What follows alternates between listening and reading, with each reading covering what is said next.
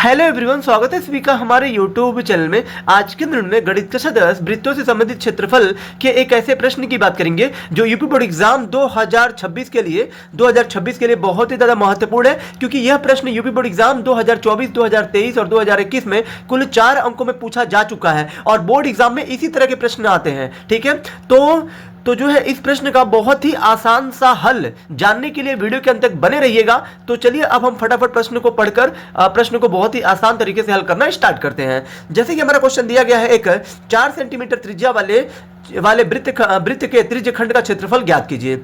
अब जो है आप सभी जानते होंगे कि त्रिज्यखंड क्या होता है। त्रिज्यखंड क्या होता है, तो यहां देखिए दो त्रिज्या, एक ये त्रिज्या, जब आप ये जो वृत्त का केंद्र है, वृत्त के केंद्र से जब आप दूसरे बिंदु तक जाते हैं तो ये आपकी क्या होती है, त्रिज्या। और ये एक आप ऐसे खींच देंगे तो ये भी आपका त्रिज्या ही होगा। दो त्रिज्या, और ये जो यहां से ना, ये जो यहां से लेके इस बिंदु तक है, यानी कि ये वाला जो आपका जो दूरी है, ये यहां से लेके यहां तक, इसी को हम लोग चाप कहते हैं। क्या बोलते हैं, चाप। तो यहां देखिए त्रिज्यखंड क्या होता है, दो त्रिज्या और जो एक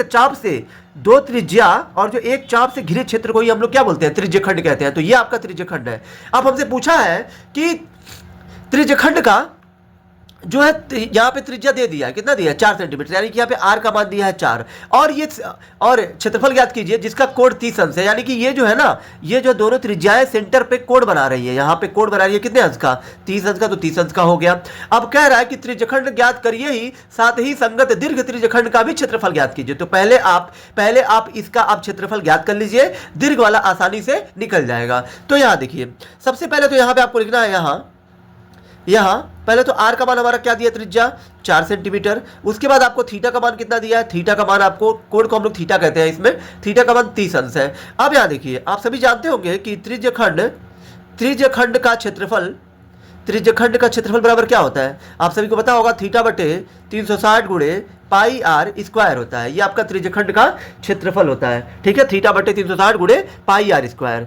तो यहाँ पे आप क्या करिए, यहाँ पे आप थीटा का मान कितना दिया, 30, तो 30 रख दीजिए, बटे में 360 है ना, तो यहाँ पे आपको 360 लिख देना है। तो ये आपका हो गया 360, और गुणे ये पाई है, पाई का मान मत रखिए, ऐसे ही छोड़ दीजिए। पाई का मान आप जो रख भी सकते हैं, ढाई भी रख सकते हैं, आपके ऊपर है। लेकिन हम पाई का मान यहाँ पे क्यों नहीं ले रहे हैं, क्योंकि पाई का मान अगर हम 22/7 रख भी देंगे ना, तो नीचे वाला 7 कटेगा नहीं, तो फिर कोई फायदा नहीं है। और गुणे आर का मान कितना, आर का मान यानी कि त्रिज्या 4 है, तो यहाँ पे आर की जगह पे 4 रहेगा, और ये 4 पे 2 है, सॉरी आर पे 2 है, तो 4 को भी गुणे के रूप में 2 बार आपको लिखना पड़ेगा। ठीक है, अब ये 30 से ये जो कटेगा कितनी बार में, ये कटेगा 12 बार में, और ये 4 से 12 कितनी बार में कटेगा, 3 बार में। ऊपर क्या बचा, 4 और गुणे पाई बचा, तो यहाँ पे आपका आ गया 4/3 पाई। ये जो है इतना सेंटीमीटर स्क्वायर, ये आपका सिर्फ त्रिज्यखंड का क्षेत्रफल होगा। अब यहाँ देखिए, अब हमें दीर्घ वृत्तखंड का भी क्षेत्रफल बताना है। तो यहाँ पे दीर्घ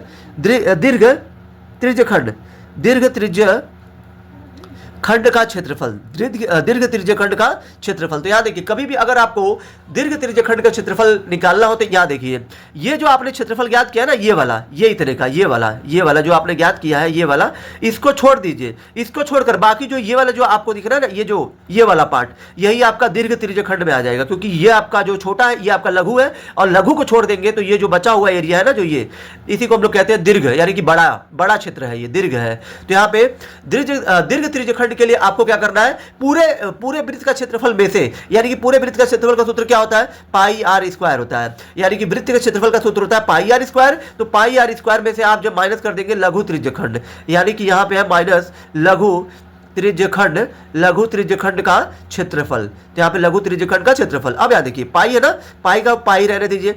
आर का मान कितना दिया, त्रिज्या तो आपको ऑलरेडी यही वाला आपको लेना है, 4 ही लेना है। तो यहाँ पे 4 पे 2 है, तो 4 को 2 बार लिखिए, माइनस यहाँ पे लघु त्रिज्यखंड, यानी कि ये वाला जो है, ये वाला, इसका जो त्रिज्यखंड का क्षेत्रफल कितना आया है, तो फिर यहाँ पे हमारा आया है 4/3 पाई आया है। अब ये देखिए, 4 चौके कितना हो जाएगा, 16, और 16, ठीक है, 16 पाई होगा। अब यहाँ पे 4 चौके 16 हो गया, पाई है तो पाई, 16 के नीचे कुछ नहीं, तो 1 कर लीजिए, माइनस ये 4/3 पाई। अब जो है इन दोनों को हम लोग जो कैसे घटाएंगे, 1 और 3 का लसा लीजिए, 3 हो जाएगा। 1 से 3 काटिए 3 बार में, 3 का गुणा 16 में करिए तो 48 पाई, साथ में तो पाई, माइनस 3 से 3 में एक बार में, 1 का गुणा 4 में करिए तो 4 पाई।